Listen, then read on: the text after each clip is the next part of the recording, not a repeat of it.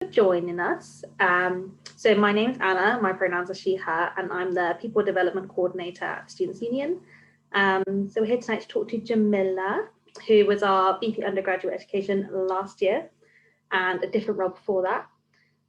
So she's here to answer any questions you have about the role, about campaigning for the role, literally anything about what it's like to be a SAB at the SU.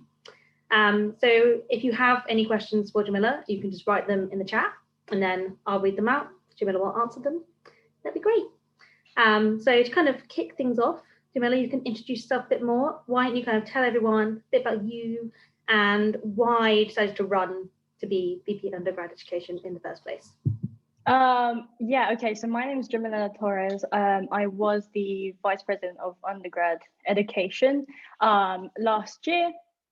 The main reason I ran was because when I was, I'll go back to my first year as a SAB because it makes more sense if I do it in that timeline. So first time I ran as the Vice President of Marylebone campus at the time, so I represented the business school and architecture school of that campus, was because when I was a student there was some experiences I've had as a student. So for example, anonymous marking was just being put in place at that time, and lecture capture, so recording of the lectures at that time. And thing is, not all modules did it. And I thought, what is this? Why is it not consistent? I have one module here that recorded the sessions and gave me feedback and stuff like that. And then my next module was just nothing, they wouldn't get back to me. I'd just attend, just tap in. It just ended up being I tap in and just go. And then I met the SABs then and they were like, yeah, you can change that. We can make those changes, like anonymous marking. I already started working on that. That's what the president said at that time. I was like, oh, so that's how it works. And I was like, and they were like, yeah, that's how it works. So I asked them what I need to do to be where you are and just start making changes, because I want to make changes. So then election came about.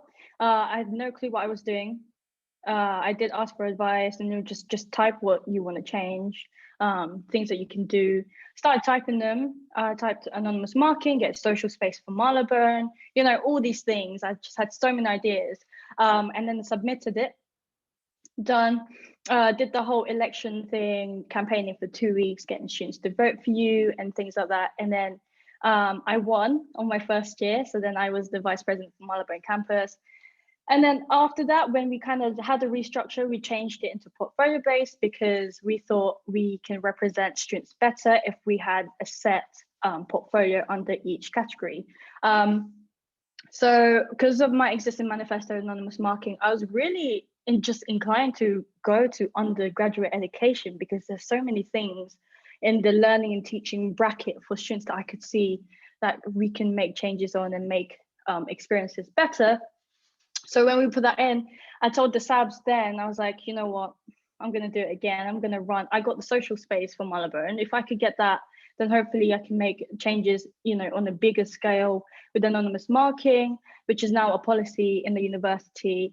And the lecture capture. So the recording of the lectures, it was I kind of kick-started that, but I wanted to get it set, written down the same way it did for anonymous marking.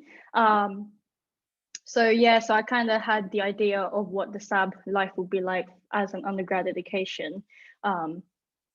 Then, I think that's kind of why I ran, because I'm not gonna lie to you, the achievements you make is kind of addictive. When I won the social space, I was just like, oh, this is amazing. Like the university cares. If they cared so much to get the social space for students and their experience, then I'm sure if I work hard enough and create relationships with the university, they can, help with the lecture capture, anonymous marking, and continue on to that. I think. Great. I'm sorry, that was really long-winded.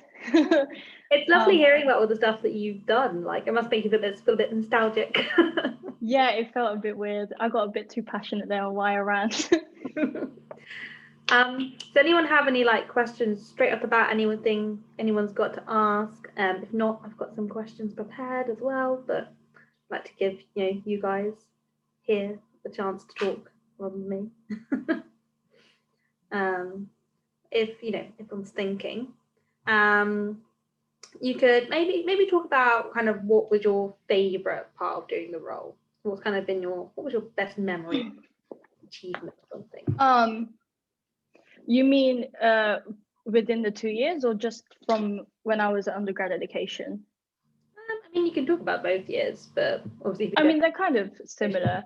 Yeah, you did. My favorite part, was that your question? Yeah, so like your kind of favorite part of the job or your biggest achievement, whatever you kind of, like, yeah, that was good.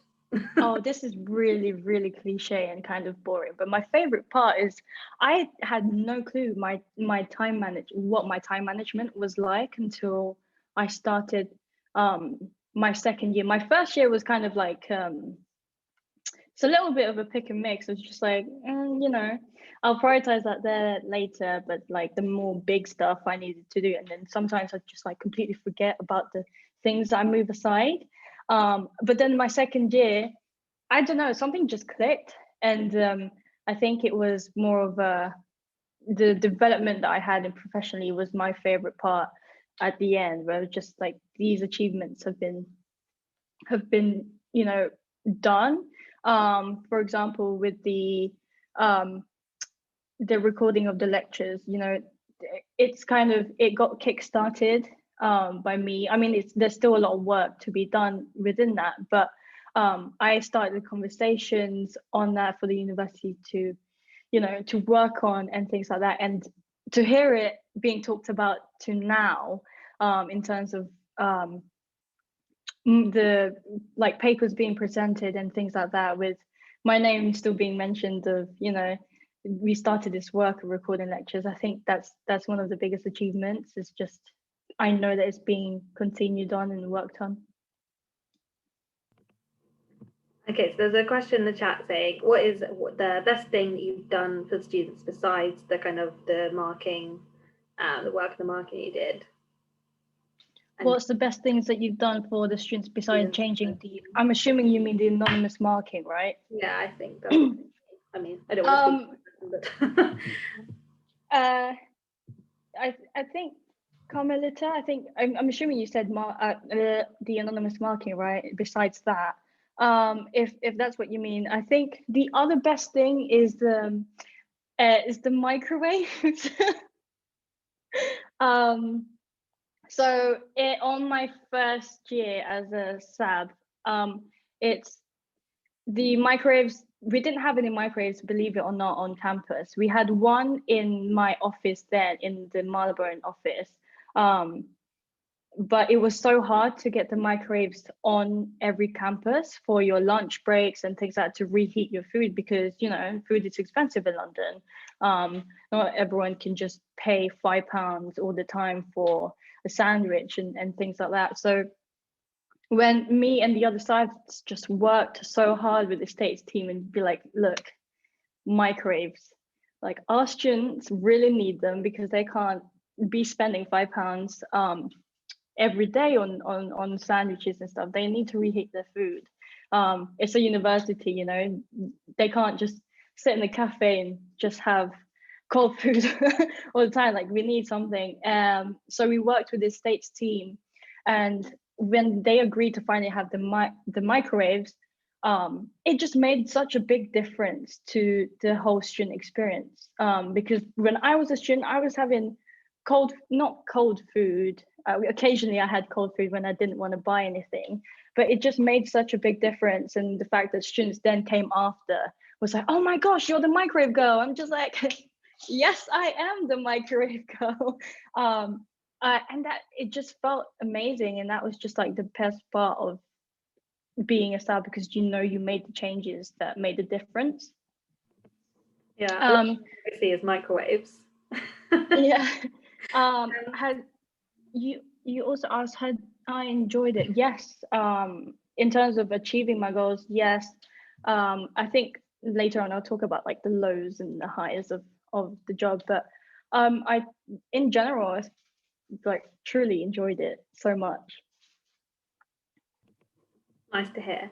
And so we've got another question saying, what is the process of applying and getting votes or campaigning? Do you have a kind of roadmap? Do you want to maybe explain kind of the process? Yeah, because the process then was different to when I was then. So if you could, then I'll kind of explain the whole how to get votes and things like that. Yeah, so it's kind of similar to when Jamilla ran still, but obviously this year things are going to be quite different in terms of campaigning because we're all online. So you can apply to be a website. You just kind of submit some stuff about yourself, and then there's space to submit your manifesto, which is where you write all your ideas. But you can work on this. Hannah, who's also in this call, will be there to help you work on that. So you can always just submit kind of a rough draft, and then she'll work with you to make it way better. And then once kind of that nominations period is closed, we'll announce everyone that's running for the roles. So it gets really exciting, see your name. And that's when you go out and you try to get votes. And if you the person that gets the most votes, then you win. Normally, there's a campaigning process on campus and everyone's walking around and everyone's talking to people. This year, there is no face-to-face campaigning. It's all completely online. So it'll be a different process, but I'm sure Jamilla still used online campaigning tools when you ran. And just have to get a bit more creative and use social media, maybe make some fun videos. I'm sure there's loads of cool things you could do. So yeah, I don't know, maybe you could give a bit more advice about kind of campaigning and stuff. Obviously slightly different, but yeah. So as Anna said, it was different. But I think what you'd need, because now the processes are kind of all online, the important thing is to have a campaign team. It doesn't need to be a big team. It can be 2 or 3 people, like 2, 3 of your friends or some people in your course. And I think that plays a really big part in terms of getting votes, really, and just making other people aware. So I guess you can kind of utilize the networks that you already have and, just get in contact with my face is going to pop up at some point. It's going to show that I'm running for this position. And really just ask them to share your story, share your manifestos through Facebook, Instagram, Twitter, and all those things. So I did that even when I was a SAB, like I was on campus as well, but I had a team that would help me through social media. And then one of the big things I think that would catch people's attention is the design of your poster, really. So this one's going to be digital but it still has to be eye-catching. And because there's like a noisy way, people are getting confused. Like there's so many things they see online. You have to make sure that you're catching their attention. And that was the main issues that I had when I was running for undergrad education. So I had to make sure I did something else to make sure that students would catch me rather than the people I'm competing with. And I did that through I did a video of me dancing. It wasn't a serious dance, it was more of like a meme dance for them to grab attention, because it was everything was serious and everything that was going on. Just have a little light-hearted video would definitely catch people's attention when they scroll through or see your stories. And I got people to share it on my using the Instagram, using Facebook. It was common then, but I think the main source right now is Instagram, really. So that, and I think the whole presence of just kind of telling your friends and asking your friends all the time, like, can you please share this day? Can you? It was such a, oh yeah, okay, you've seen it. So just ask them almost every day, really. That's what I did with my campaign team. Just, have you guys shared it on Instagram? Did you share it on Facebook? Can you guys help me with the wording of this? Like, how would this catch attention for people in your course, for example? How would it catch people's attention from the people studying in Cavendish and things like that? Yeah. I think your video is a great example of one of the ways to catch people's attention this year. I wish I could show it, but I don't think it would, it would justify it through here. Maybe we'll have to dig out the archives and get Jeff to put it on the Instagram as a great example. I'm sure you'd love that, Jamilla. Oh my gosh, no, don't do that. Good. Well, thanks for that. Okay, no other questions in the chat at the moment. Do you want to maybe, you said earlier, you talked more about the role and kind of the highs and the lows and stuff. Like, maybe, do you want to explain kind of like, it's hard to explain a day in your life of the role because obviously every day is so different. But do you want to maybe chat a little bit about what you would do day to day and kind of some of the experiences that you might have? Yeah, I think I did a video, a day in the life of a SAB, not time ago, when I was a SAB in Westminster SU. I don't know if it's still there. It might be. It depends. But there is so a day is never the same really. Some days are like amazing. There'll be no issue at all, and some days it would just be awful. Not awful, but more of panic would happen because you have to make a decision like that. And I think so it depends what your role is, but as an undergraduate education officer, you have to be prepared into being not thrown into meetings, but being a member of more meetings in comparison to other officers. But again, this is something that you talk about within the team of where you should sit in committees. For example, as an undergraduate education officer, I sat on teaching committee, student experience committee, curriculum and innovation. There's a longer name for that. But yeah, those things are all to do with the education bracket. That's within what's happening in your course, what's happening with the course reps, what's happening with the student representatives, and what's happening with academics, and things like that. So then you'd have a week of just going in and out of those committees, and then you'd have a week of having free time, but also making sure that you speak to course reps and school representatives then, so then they know that you are there to communicate to the committees.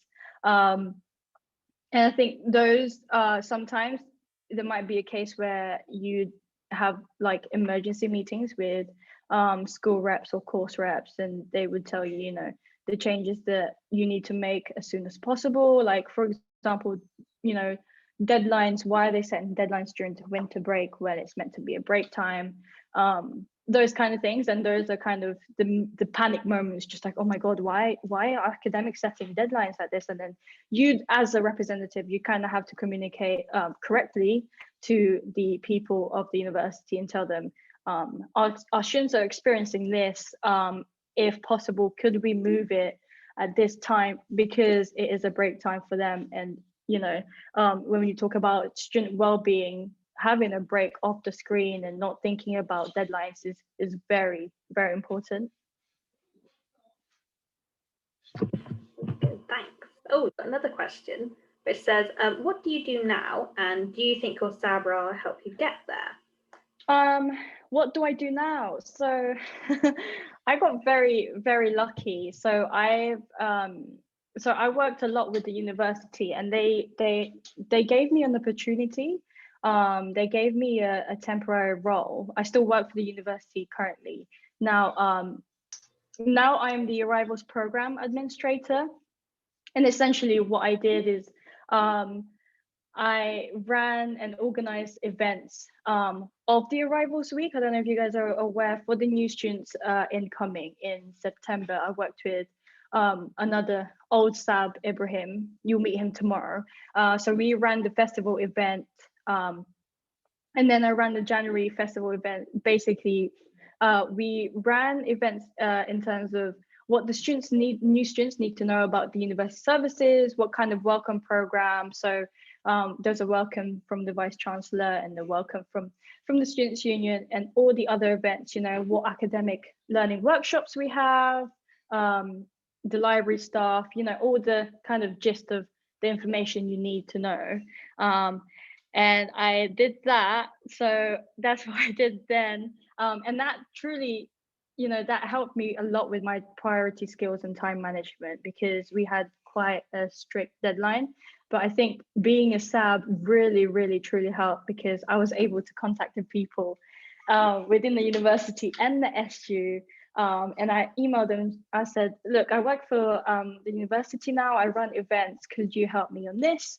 And because I had that relationship built already with them from before it was before when I was a SAB, it really helped the arrivals, welcome festival be successful. And you asked, do you think your SAB role will help you get there? Oh yeah, so yeah, I answered that. My time management skills have been tested in my sub roles, from Marylebone to undergrad education, but I was able to prove that in the arrivals program for the University of Westminster. Now that you're kind of obviously, you've finished being a SAB now and you're out there in the big wide world. Yeah. Any particular skills that you think that you learned from being a SAB that you think will really help you in kind of your, what your future career plans are, in your future career dreams? Is it you can really pinpoint, like, I learned that as a SAB and that's going to really help me? Yes, 100%. And that is under pressure. The as much as I love the students of Westminster, you guys are so impatient. And I think the microwaves was such a big example, but I won't go back to that one. But I'm being under pressure while being a SAB, because then as a SAB, you kind of have a lot of different hats, right? You have different responsibilities. You're a trustee of the student union, and then you're sitting in this committee meeting, but then you're also sitting with the course reps. And then you're socializing at the same time to the students, or you're networking and things like that. And you have all those things at the back of your head. You're also thinking, I'm socializing in this side, but then I'm also I'm thinking about the other things I need to do. I need to, make sure I write a paper, make sure I need to say this at this committee, make sure I need to say that at that committee. And that puts a lot of pressure on you. And that's when your time management, well, really, the use of your calendar is the most helpful thing. You have to thank Microsoft Outlook because, right, I'm not lying to you, your time management just takes you to another level. You can set colors up in your Outlook calendar, and you can base them on prioritization. And I think when I have this thing where if I see it and it's red on my Outlook calendar, I know I need to do it. There are some cases where I just delete it because I don't want to deal with it, and then I forget about it, and I'm just like, why did I do that? But yeah, so that kind of, I think working under pressure just really just tests your dedication and your passion. And then, yeah, I don't know if that answered it really. I hope it did. Yeah, I think those are great answers. I think you learn a lot of skills as SAB. Sometimes it's quite hard to put this into words. Yeah. I think if you look back at the kind of person you were before you did it and the person you are now, I'm sure you'll see. I mean, the person before probably wouldn't even speak because they're too shy to speak. Me. Exactly. And now look at you talking all the time. Yeah. So I have another question. Says, I think they're asking, do you need to have any experience to apply? So having experience as a student rep or something like that. So do you need experience? No, you don't really. So when you're a SAB, so for example, when you win, you get put into these trainings. So for example, as we've said before, like me before as a SAB, I probably wouldn't speak. I wouldn't know how to speak to the camera. I wouldn't know how to speak in general and like socialize and stuff. But because when you're a SAB, you have training. So we had a media training, and that's basically being interviewed via a camera. Or and we also have public speaking skills training. We have people coming in and train us. They got us to write down a thing. We had Jim from Wonky, which I'm sure you will know if in the future if you're really interested in HE. They'll have you write some things down that you're passionate about, or write a thing that you did in the day. And we wrote it down, and then the trainer was just like, okay, now you have to read that out and pretend that you're talking to tens and thousands of people. And there were only 3 people there in the room with me. And I was like, okay. And I sat there and I said, this morning I woke up, but you had to make it passionate. And then after that, when you did that, they will kind of give you tips around the people in that training. They'll give you tips on how to make it more enticing. So then at the end, we had to do it again. It was like, this morning I woke up and did this. Really, I just brushed my teeth, but I made it sound interesting because of the training they gave us and the different type of tones we can use to engage people. I had no clue how to do that when I was just a student, to be fair. If I had those skills when I was presenting for a module, I hope I would have got first, but I didn't. But yeah, no, they train you. That's a longer answer, but you don't need experience because they will train you. And if you think that there's something missing within your skills, just tell the SU and they'll be like, we'll put another training in for you and then we'll help you develop. Yeah, definitely. Okay, so going back to the kind of the first things you think about for campaigning everything is your manifesto, obviously. Mm-hmm. Do you have any kind of tips for what you think makes a really good manifesto, or maybe ways people to kind of focus down their ideas or anything like that? Yeah, so mine stemmed from my experiences, right, with anonymous marking and things like that. But for me to know what the students truly want, I needed to speak to people that aren't from my campus, to kind of get what is truly needed at the university. And I was lucky enough because I was part of, women's basketball team, and I met people from different campus, and I did go and ask them, like, are you experiencing the same things I am? Because I need to make sure I'm doing it correctly. And luckily, yeah, they were experiencing the same thing. So I knew that the anonymous marking had to be in it. I knew that recording of the lectures had to be in it. I knew social space has to be in it.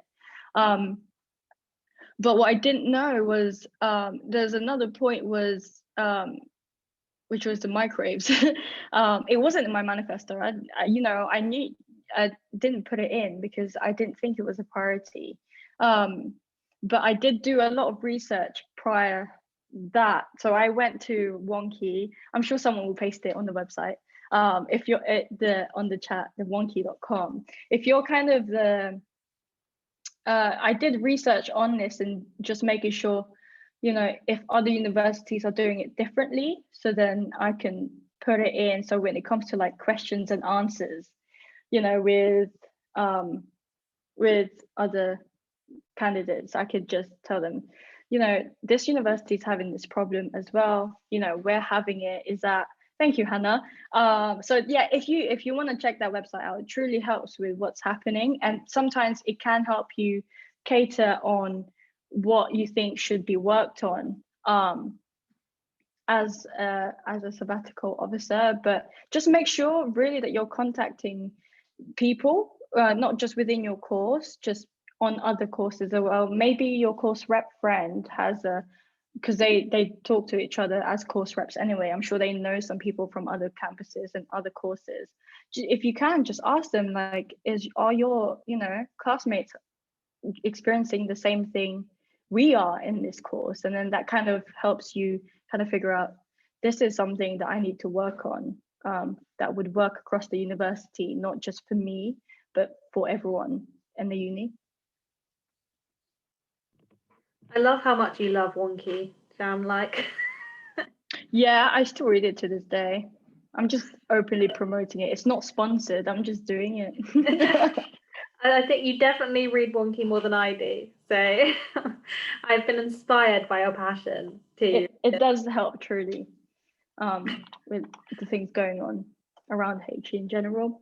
So it would be really helpful. No, it's great. I love it. Okay, is there anything that you wish you knew before you ran for the first time, before you had any knowledge of what kind of being a Zab was like? Anything I wish I knew? Yes. I wish I knew how much time you need to time and patience you need for this job, because Really, a normal working hours is like 9 to 5, right? I think as a SAB, sometimes it is very, very flexible, but occasionally you'd have a meeting at 8 and then you'd have back-to-back meetings until 6, and you're just like, what is this? This is awful. My head hurts and my throat is dry. I have to talk so much. I think that's one of the heads up I would give the future SABs, is just be aware that sometimes a day will be just back-to-back meetings, or sometimes even a week. And you need to kind of plan ahead, I guess. It's hard to say unless you're like in it. I didn't handle it well, I'm not gonna lie to you. My eyes were just hurting a lot and my throat was ugh. But yeah, I think that's one of the things. Just be prepared to sometimes just be tired and be expected to say the things that you need to say, or say the things you want to say, and things like that. I think that's very good advice. Yeah, so it is okay though to have breaks and say no. You have to remember that is actually another thing, is like when you're thrown into this, it's okay to say no and have a break. So for example, you had a whole day of meetings, and then the next day you'd have a whole day of meetings again. And if you think one is less important, you're not needed, just say no, I need to take a break. Or even ask your fellow sabbatical officers to can you attend this on my behalf, because I just can't take it. But yeah, sometimes be prepared to, you may need to attend everything.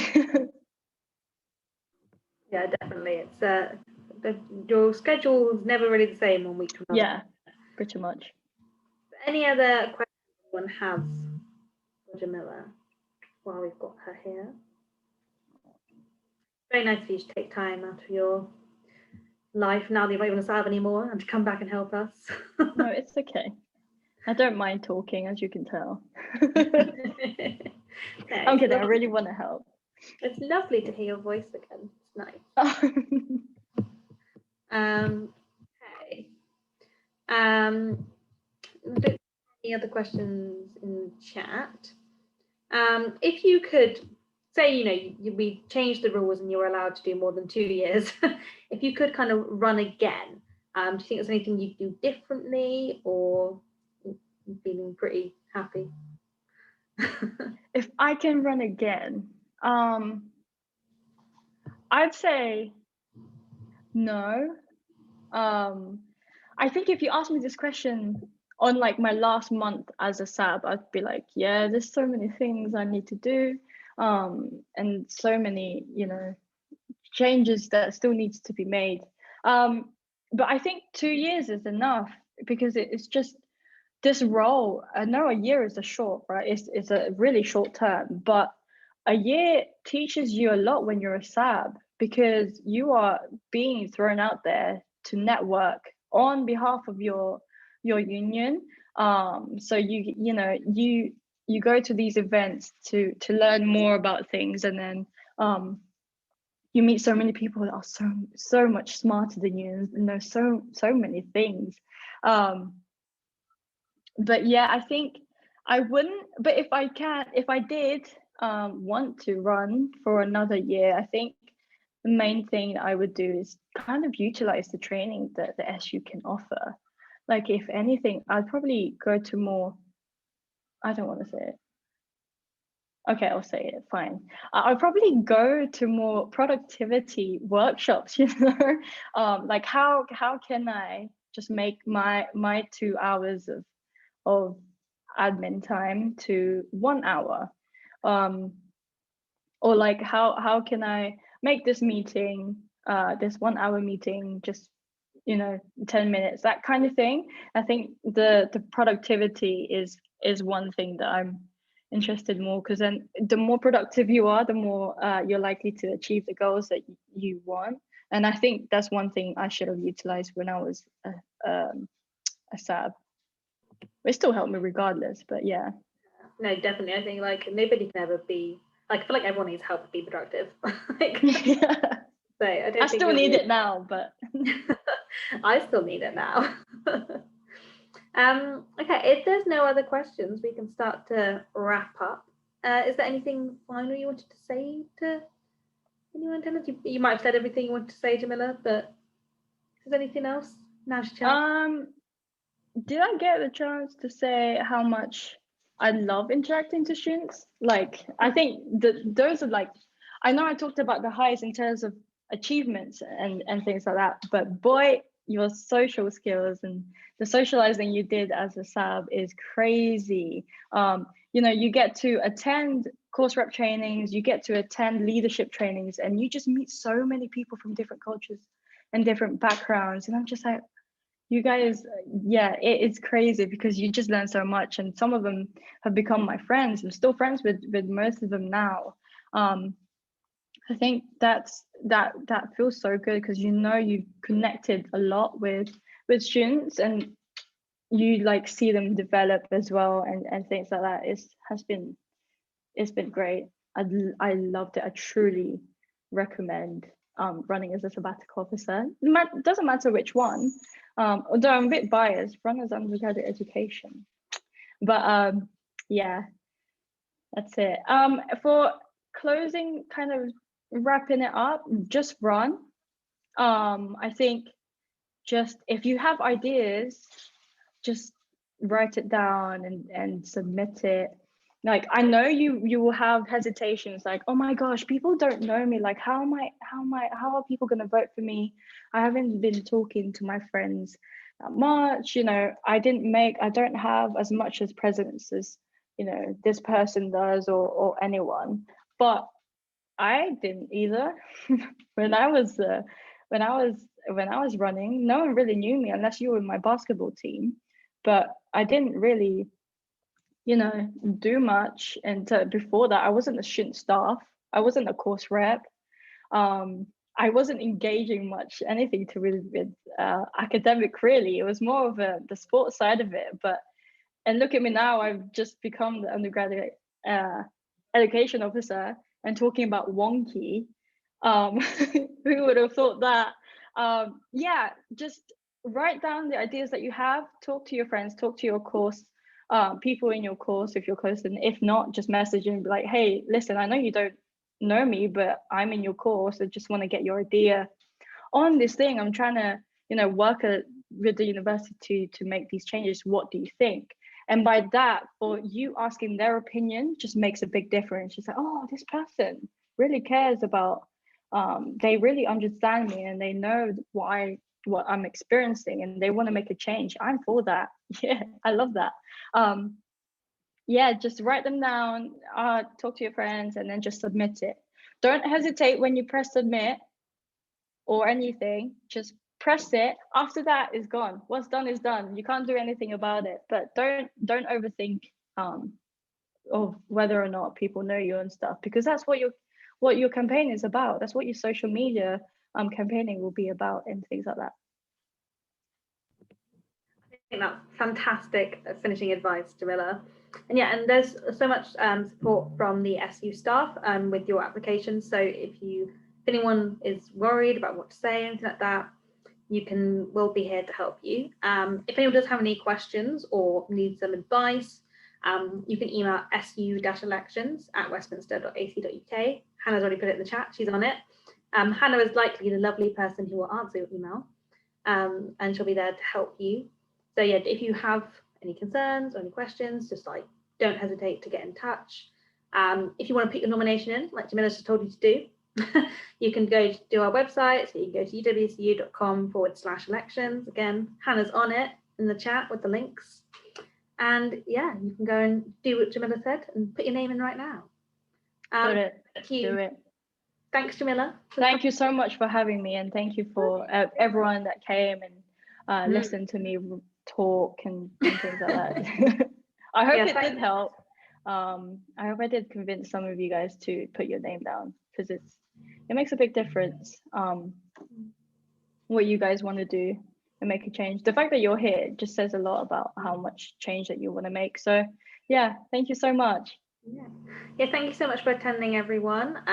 All this has been recorded, by the way, and it'll be up on our YouTube at the end of the week. So if you want to revisit it at any point or share it with friends, you can.